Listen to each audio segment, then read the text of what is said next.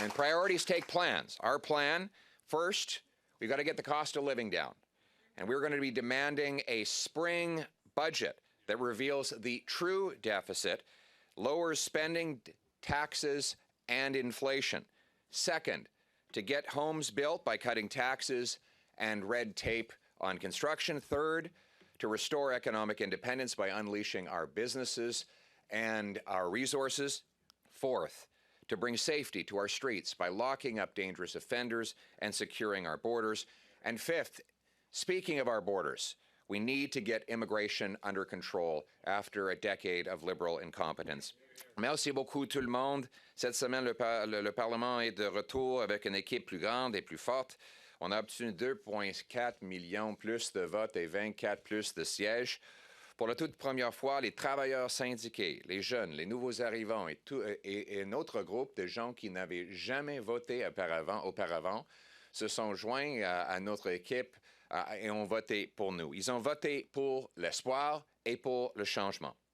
On est passé tout près de former le gouvernement, mais maintenant, on a le devoir de se battre pour du changement et donner de l'espoir aux Canadiens. Ce changement veut dire un Canada plus abordable, sécuritaire, autonome et uni. Pour avoir des priorités, il nous faut un plan.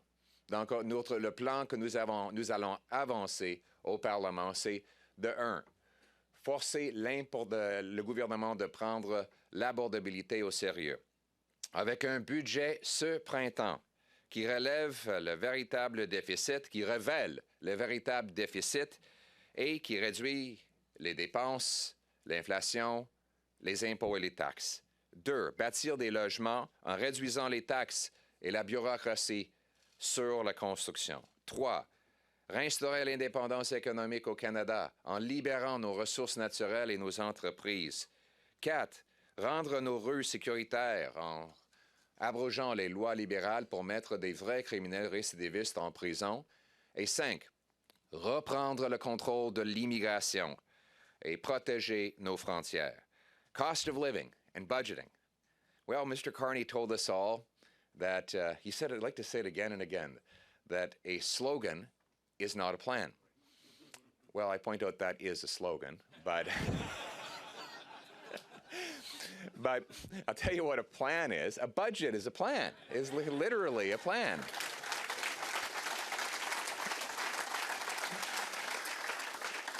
And first, his finance minister said there would be no budget this year for the first time outside of COVID in approximately 2 decades. Then the Prime Minister came out and said, well, there will be a budget, but it will be in the fall when half of the fiscal year is over.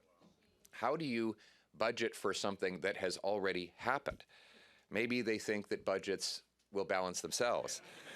We need a budget to cut bureaucracy, consultants, foreign aid, and corporate welfare to generate the savings for lower debt, taxes, and inflation. For too long, workers and small businesses have carried this morbidly obese government on their backs. They can't afford it. They can't bear it anymore.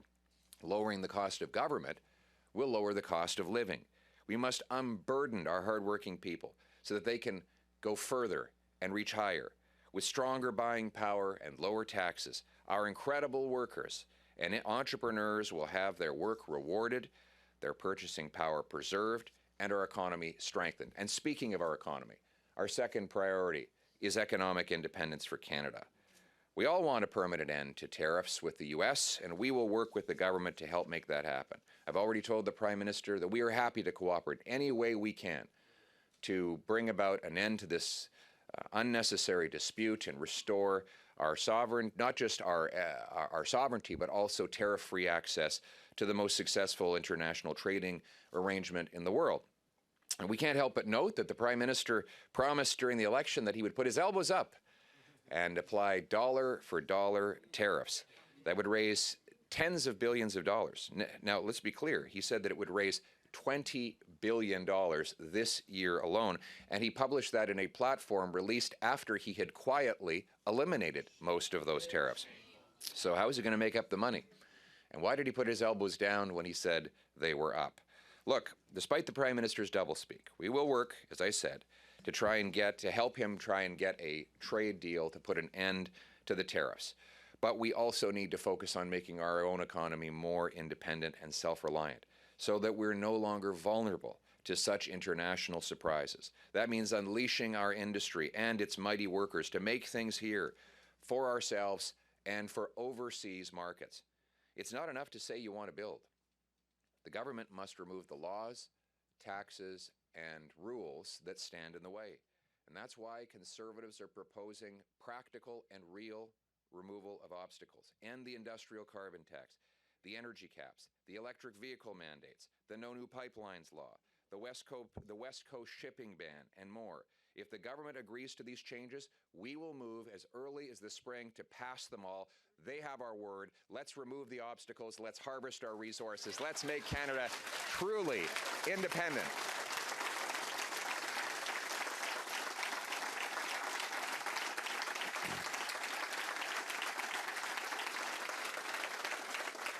Doing so will allow us to be self-reliant from the U.S. by building mines, pipelines, nuclear and LNG plants, hydroelectric dams, and so much more. We must be the fastest place in the OECD to get a building permit, and we must have the lowest taxes on work, investment, energy, and home building. And speaking of home building, that brings us to our third priority. Conservatives will fight to free up land, speed up permits, and cut taxes on buyers and builders. We must restore the dream of home ownership that has been lost over the last Liberal decade. And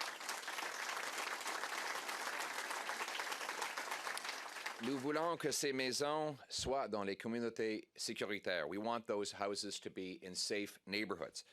We want those homes to be in places where children can play outside, where seniors can enjoy a walk, where the cars don't go missing in the middle of the night. And that is why this session we will fight to end catch and release bail, house arrest, multiple murder discounts. We'll push for treatment and not drugs to free our loved ones from the clutches of addiction. We want a drug-free Canada where people can get back on their feet and have hope. And we want to restore sanity to our immigration system. We must end the out-of-control Liberal immigration by reducing numbers, capping population, deporting criminals, and integrating newcomers. Canadians are a welcoming people, but our healthcare, housing, and job markets are now overflowing because population growth has been too fast under the Liberals. We must also ensure integration. We must ensure that foreign conflicts are left at the door. No more rampaging anti-Semitic riots on Canadian streets.